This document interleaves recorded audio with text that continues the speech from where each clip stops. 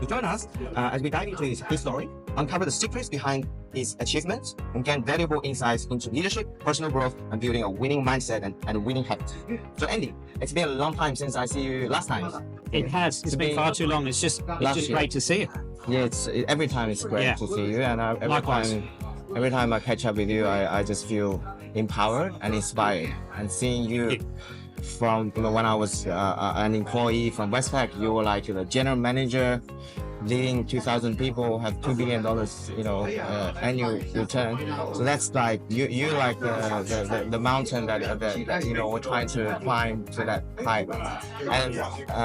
And then one day I heard you start your own business, start your own venture. Just that alone inspired me. So and I want to share your story with all my audience for the RichesTalk. And across to my network with friends. I think your story will absolutely expose and also inspire more people. So thank you for your time. And you have over 30 years of corporate experience, including 20 years in senior leadership roles.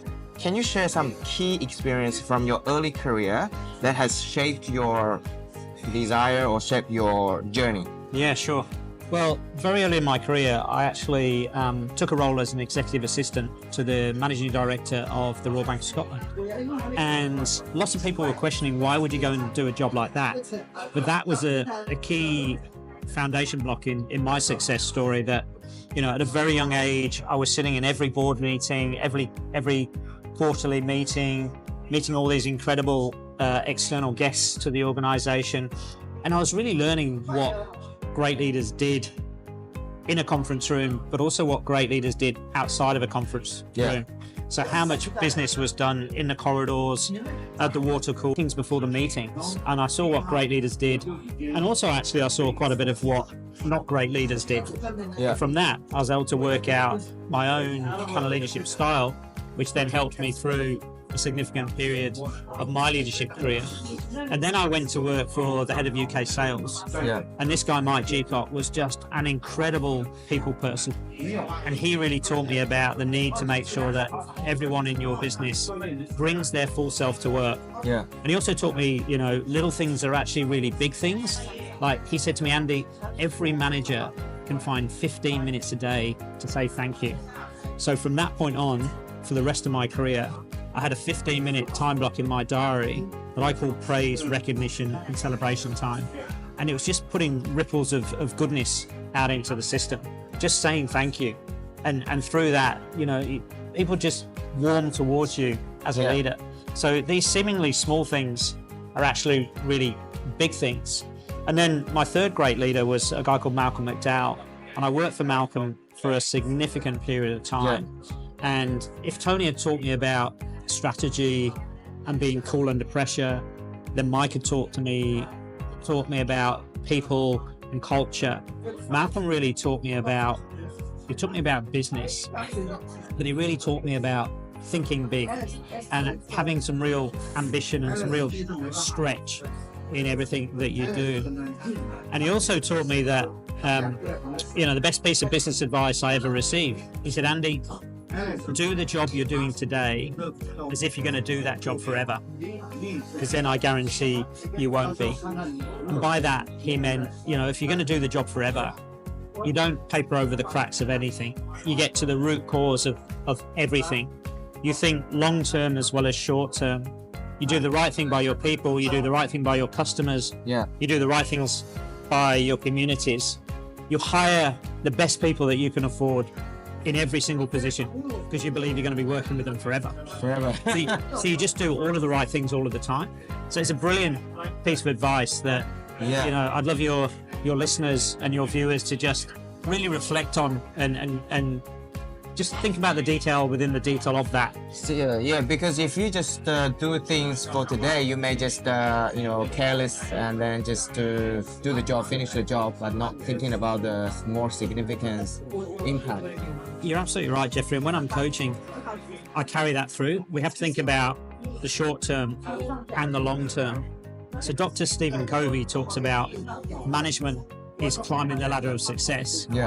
And leadership is making sure that ladder is placed against the right wall. Yeah. So you've got to be building tomorrow's wall as well as climbing today's ladder. So you have to think long term as well as short term. We all want to stay relevant. That's critical. And if all you're thinking about is today, if you're not careful, you lose that relevance. See, especially at this time of the year where the whole industrial productivity changed, a lot of things can be replaced by AI, and the job can be gone if they replace human with AI. And I think that's the time. This is exactly the time that we should be thinking about how relevant we are to the community, to the business world, to the service. And I think it's really interesting. I think you've got to lean into new technologies all of the time. You've got to lean into AI. And will your job be taken by AI, or will your job be taken by somebody who understands AI? Yeah. So we all need to absolutely get on that journey. Yeah, so that's exactly right. So in the future, it's not human versus AI, it's human with AI versus human without AI. Yeah, and my grandfather taught me very early that relationships are the foundation of everything, and I fundamentally believe that. So we all need to work exceptionally hard at our relationships, at building our networks, face-to-face like this, but also virtually through platforms like LinkedIn. Yeah. And if you can harness the best of technology with the best of relationships and people, then you've got a winning formula. That's exactly right. I've learned that when I was starting my the career, and especially when I started my own company, that we know each other for many years, and the relationship is the foundation of everything. It's just stuck in my mind, and without that relationship, you can't do things. Right. You don't have trust. You don't have resources. You don't have collaboration, especially in business. You can't do everything by yourself. Yeah, and you're absolutely right again, Jeffrey, that trust is a source of competitive advantage, actually. Yeah. Because the more trust, the less micromanagement. Yeah. And the more trust, you actually build speed. Yeah. Because there's less checking up, there's less meetings, there's less reporting. Less cost. Yeah, trust is fundamental to relationships, but also to business success. Absolutely. So we try, and I think trust is a very unique quality that you can build with people, because that's how we still need people intervention. You still need to build relationship to do the business, and AI is just the tool that you use. That's right. Yeah. So thank you for your leadership journey and the stories of your mentor. And I can definitely feel that you have implemented that little, small action that you do on a daily basis that actually touches people's heart. Also, you can unite people and attract people to follow you, or to let you be the leader that people trying to imitate and try to follow. What motivates you to transition from a corporate leadership role to your own finding of Gift 631 and focus on the coaching and speaking? Yeah. So that's a very totally different area. It is and it isn't. So I did 20 years in the United Kingdom, and then I actually took redundancy at the height of the global financial crisis. Yeah. I believe, as you know, Jeffrey, there's opportunity in everything. So on the back of that, moved to Australia, had 7 very successful years in financial services here. So you could argue in many senses, I've had a really successful career. I've been in the top 1 in a UK bank, and I've been in the top 1% in an Australian financial services organisation. But I wasn't completely fulfilled. And I'm about happiness, success and fulfillment. And I had this burning desire to run my own business. And when you sit down and you really think about, this is what I'm really good at, these are my superpowers, and then you sit down and you think, actually, this is what I'm most passionate about, and then you see, is there an opportunity to put these two together?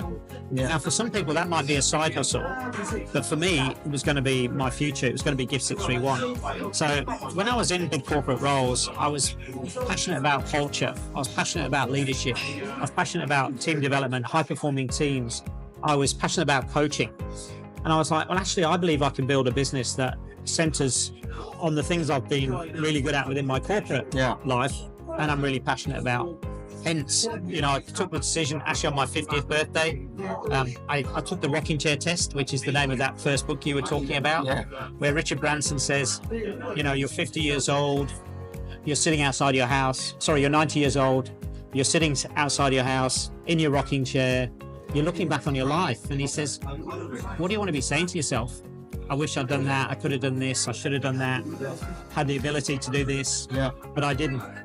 Or do you want to look back on life and go, well, maybe I didn't get everything right, but at least I gave life my best shot. Yeah. And when I took that rocking chair test, that was the moment I decided I needed to leave the corporate world and go and do Gift 631, which I've been doing for the last 7 or 8 years. And during this time we've seen you, and also I've personally participated in some of your great global live streaming speech conference and offline book selling, and you come to a couple of my online talk show, Hippo Talk, and we really love hearing your story, hearing that experience, which not everyone has access to, because you used to be a CEO assistant, and then you become a CEO, general manager. I think those experiences are extremely practical and extremely valuable, and that's why I think I personally learned a lot from your experience. In terms of success, because people view success differently, how do you view your success? Do you think it's more successful, to lead a large organization, or do you think we should define success as following the dream of your heart, or enjoying every day, or make everyday daily impact in the community? Yeah. How do you define success? See, I believe that is a brilliant question, and I can't define success for anyone. But what I do give people, Jeffrey, is a formula to get there. So however you define success, and that's different for each and every one of us. Leona, my wife, and I have a very clear desired future state. So we know the life of our dreams, and that's our definition of success. Once we can facilitate that life for ourselves, but we know the journey we're on to get there, and it's very aspirational. It's very exciting. But I say to people, I can't define success for you or anyone else. I can give you a formula to get there. Yeah. And the formula is, you've got to have a goal. And my view is, if you're going to set goals, set SMUT goals, which are really big aspirational goals. So go big in terms of Can you goals. explain to us what SMUT goal is? Goal. Normally we know SMART goal. Yeah, it's another one of my life lessons. I got rid of SMART goal thinking very early in my career. I think SMART goals are based on history, they're not based on opportunity. They breed mediocrity, because you and I can both do 100. Yeah. We both set a SMART goal, maybe 103, 104. If we achieve them, it doesn't really transform our business, our life, our success. So very early in my life, I just decided, well, I'll go for 200. That's a SMUT goal. Specific, measurable, unachievable when you set it, unrealistic, and time-bound. And if I go 200 and I get to 140, it's still a significant transformational leap. Whereas most people will play very safe. I'll do 100, so I'll go to 102 or 103. So 140 versus 104 is a quantum shift. So does it guarantee that I achieve those SMUT goals? No, but it takes me so much further in life by going big. And then all you need is to understand why it really matters to you. Because having a very clear purpose, a very clear why, helps you in the good times, but it's essential in the challenging times. Yeah. So it keeps you going through those difficult moments. Yeah. And then you need a process to break it down. And my process, as you know, my business is Gift 631. Yeah. My goal achieving process, I just reverse the 631 to 136. So set 1 SMUT goal, 3 milestones or sub goals or action goals, and then 6 next best actions. Every time I take an action, I replace it. Every time I achieve a sub goal or a milestone, I replace it. Yeah. All of which takes me in the direction of the big goal. So that's the goal bit. But then you've got to have the attitude and the belief that you can go after that goal. Yeah. So the second part is mindset. So success equals goal plus mindset plus high value action. And one of my big missions in the world, Jeffrey, is to help people be less busy but more brilliant. So I see so many people that they're on it from the first minute of the day to the last minute at night, but they're just on a hamster wheel. They're just going round and round and round, and they're not That means really. they don't even have a goal. Yeah, they don't have a goal, but they're so consumed with action. They're not differentiating. Busy, but not moving anywhere. Right, they're busy but not effective, or they're busy but not efficient. They're not going anywhere. Yes. So you've got to do the high value action, the stuff that really moves the dials, and do that brilliantly well. So it's goal plus mindset plus high value action times the ability to debrief to drive continuous improvement. So if you take an action, if it works, why did it work? How do I do more of it? How do I do it better? If you take an action, it doesn't really work. Well, why didn't it work? How do I refine it, change it, do it differently? Yeah. That's the Gift 631 success formula. That reminds me of the saying, aim at the star, you land on the moon. Yeah. And also remind me, you know, what Elon Musk was doing. They aim to land on the Mars. And he's testing so many rockets. You're so right. But if you go back to what you said, Jeffrey, and I agree with that, the first thing for so many people is, what are your goals? Have you got really clear goals? Have you written them down? Have you shared them? Have you created some accountability around them? Have you created visual representation of those goals? You know, in my family, we all love our vision boards, but my screensavers, my office is just, the walls are plastered with visual representation of what I'm looking to achieve in life and business. So, you know, if nothing else out of today's podcast, I'd love people just to go away and really think about, well, where am I going in life and business? You have to have clarity. It's a real clarity of goal. I think that's so important, because without clarity, you're just lost. And then you're not moving anywhere. Yeah. I have people ask me, Jeffrey, should I do this? Should I do that? I always ask them, what is your goal? Because without a goal, whatever you do is meaningless. Absolutely. Because let's say if we go into Melbourne, we know whether we take airplane or train or even a ship. Yeah. But if we don't know, you say, should I take train or airplane or ship? We don't know. Yeah. We don't know where we're going, and then why do we ask what should we do? And I think people is doing that. 100%. If you set that goal, then everything else you can work out. Yes. As you say, if you haven't set the goal, then you just drift around. Absolutely. And you move from one thing to the next thing to the next thing, and then eventually you take the rocking chair test, and you're not giving yourself a great answer, because do you believe that everyone, including people with goal and without clarity, do you believe everyone has something hidden in their heart that where they want to go and their dreams? They believe everyone has that potential. Absolutely. And one of my missions is to help people unlock that potential. I think people have either been conditioned to limit their expectations of themselves, so they lose sight of that potential, or they lack the belief and confidence. They know they've kind of still got this dream, but they're scared. Yeah, they're scared. Scared and not achieving it. They're scared of setting goals and be laughed at. Yeah. They're scared of failure. Fear of judgment. Fear of judgment, fear of failure. Yeah. Fear of they gonna leave the friends and family and do it on their own. Yeah. Loneliness. So that's so many fears around in a personal growth space. Yeah. Yeah, but I believe that there is a better way. And if you think about setting your goals, if you set a baseline goal around your health and well-being, I think that's absolutely essential.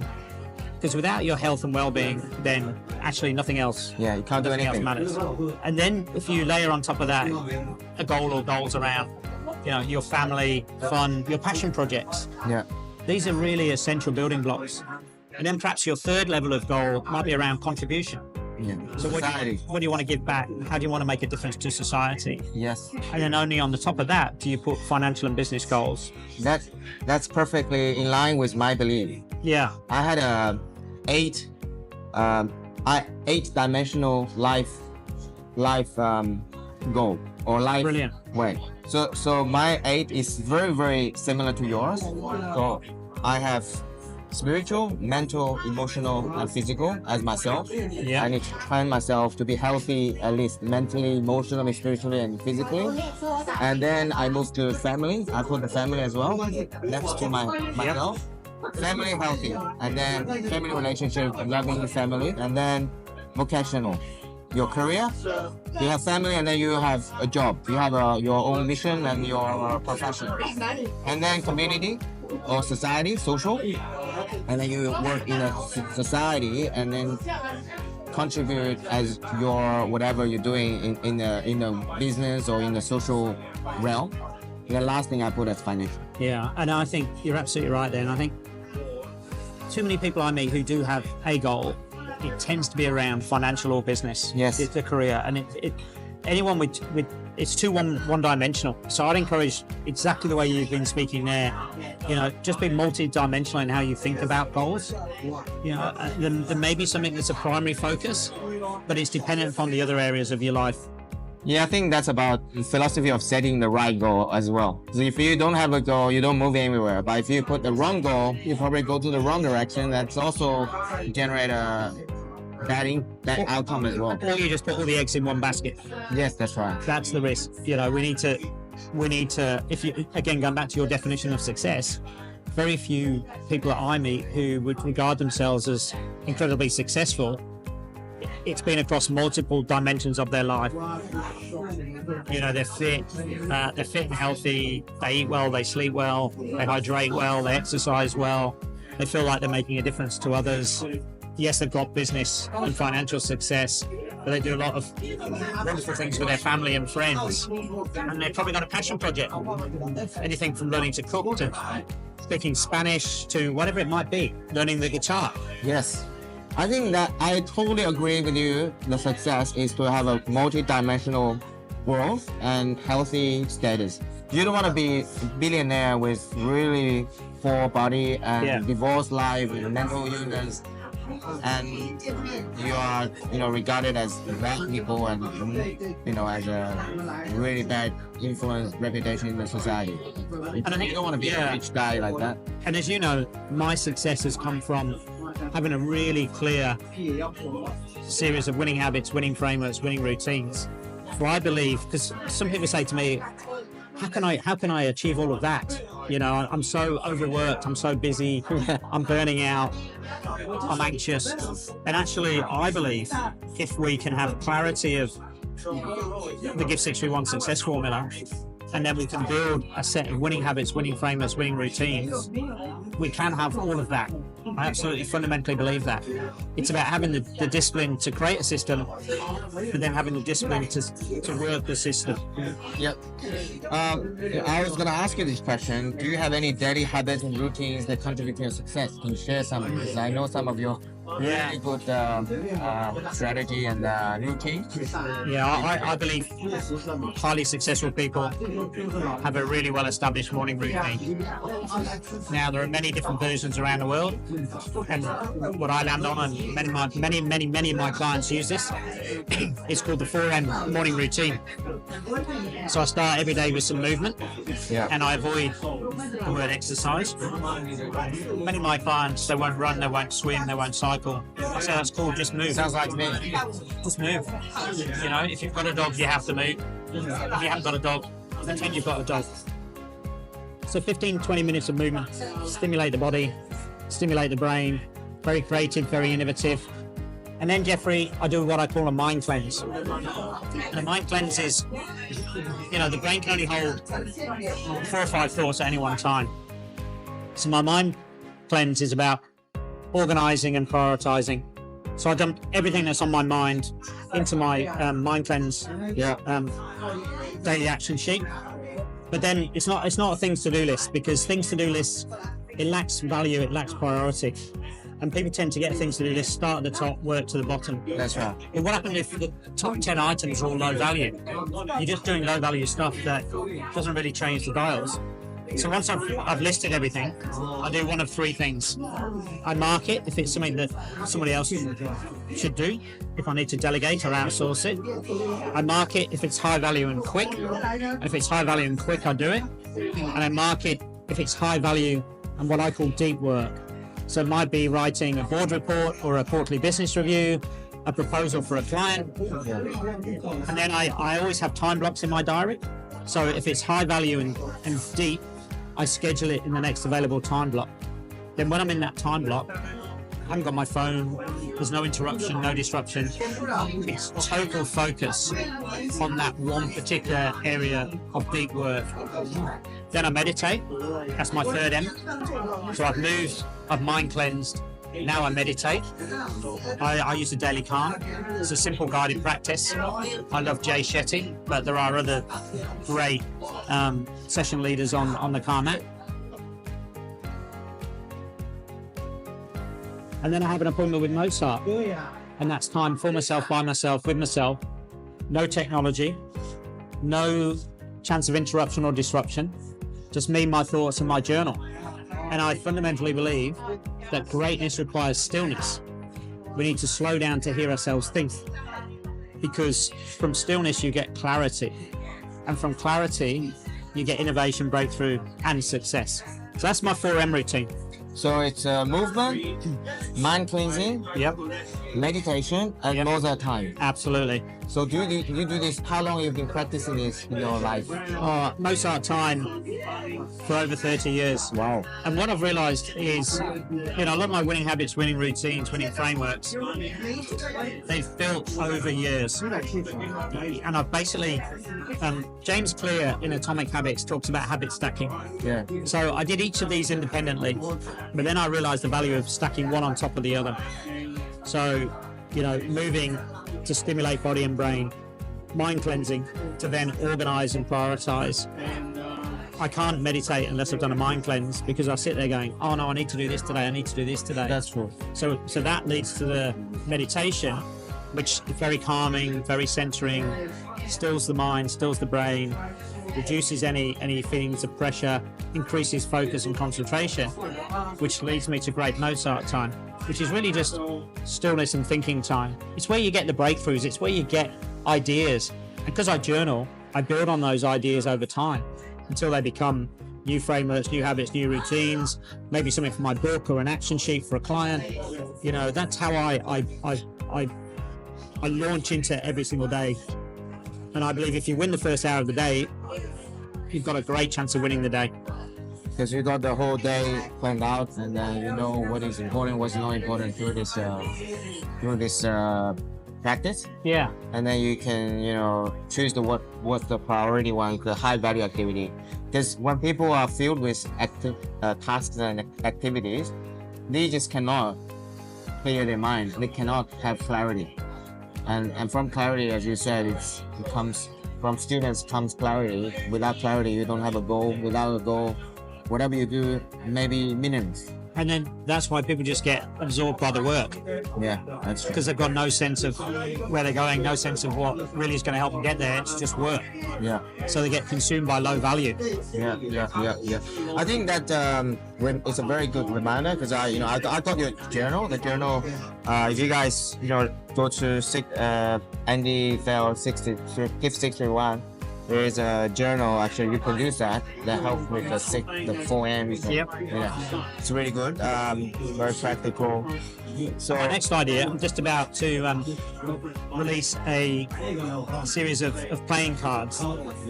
So 63 playing cards. Each with one question. So it's my Mozart time deck of cards.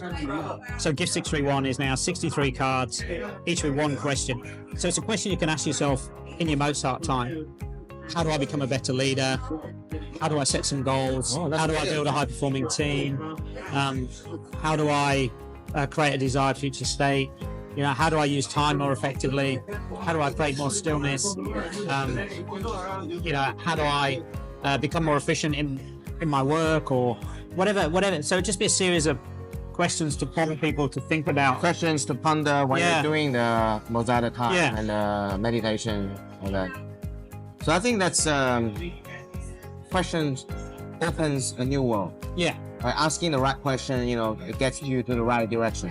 Yeah, totally. Ask the wrong question, don't ask the wrong question. Ask open-ended question that leads you to a better place. And I truly believe one of the things that has enabled me to create the life of my dreams is asking myself ever better questions. Starting off with some almost dream state questions. What is the life that we would love to live if time and money were no object? questions like that, and from that came my affirmation. I'm loving being the CEO of my own life, and the time and financial freedom that it brings. So the more you think about that stuff and put it out to the universe, it's amazing how, in my view, the universe conspires to help you. It might be you put a post on LinkedIn and someone says, I can help you with that. Or you're talking to someone, they say, oh, have you read this? Or have you listened to that? Or I can introduce you to this person. Or, and it just has a way of showing up more frequently in your life. That's the principle of the universe. Ask, you shall be given. Seek, you shall find. Knock on the door shall be open for you. Put it in the Bible. All right, I think that's fantastic. I'm always interested in what you want to do, next, and how I can help you as well. That also comes from you, because every time we meet, you always ask, how can I help you? How can we help you? What's your future goal for the aspiration of Gift 61 and other initiative that you're doing? So I'm going to stay relevant till I'm 80 years old. 78 years old, I'm going to go on a global tour.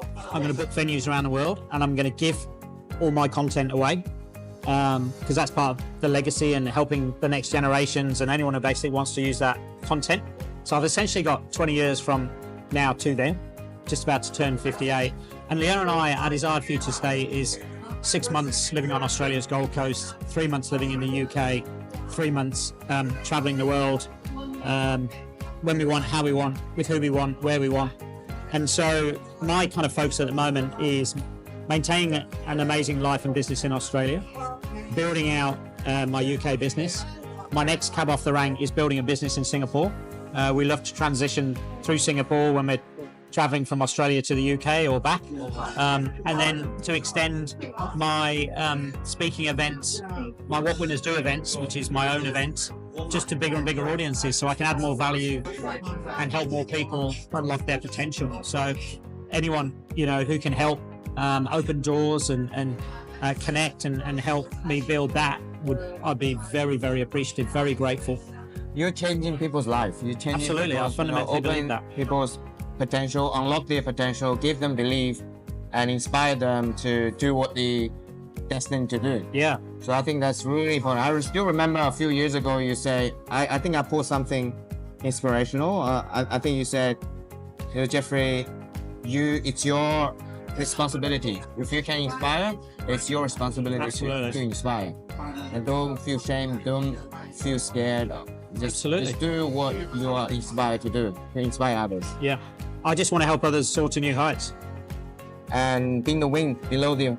The wind beneath their wings, absolutely. And so that they can fly higher. Yeah, that's what it's all about. Yes, I really want to say thank you again for your time. Every time I ask for your time, you're always generous.